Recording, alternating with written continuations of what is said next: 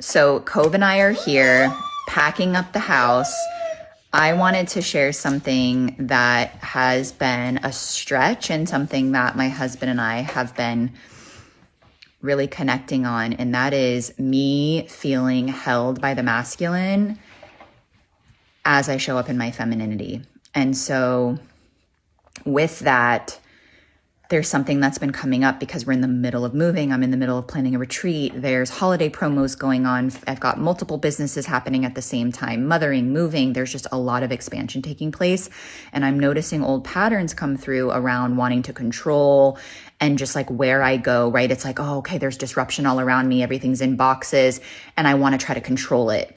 And then what happens is I end up overstepping and I end up being in my masculine, and right, my husband ends up being the one that just kind of lets me do my thing, and that's not working. And so I've learned that what allows me to feel safe in my feminine is communication, because when I don't have that, I go into control. And so I got to have a beautiful conversation with my husband yesterday around like, okay, this is what I'm feeling, I desire and I need in order for me to feel safe and held by you and your masculine. And we had a beautiful conversation.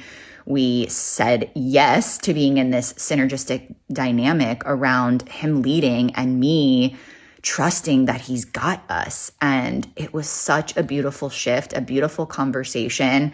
And I'm really ready to let this go, to dissolve this into my being, to truly step into my feminine and to be in these energetics of this partnership with my husband and I. And so I'm going to put in my stories behind this a text conversation that we just had.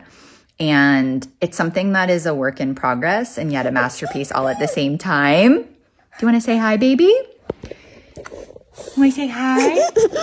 Yeah. I'm going to say hi. So yeah, that is where I'm at with the dynamics between the masculine and the feminine, and knowing when there's disruption around me, how I go back into old patterns, and how my husband and I are in a place where we get to have a conversation about it, about what we need, about what's working, what's not working, and what we're committed to in our partnership so that we can show up in a way that feels most aligned.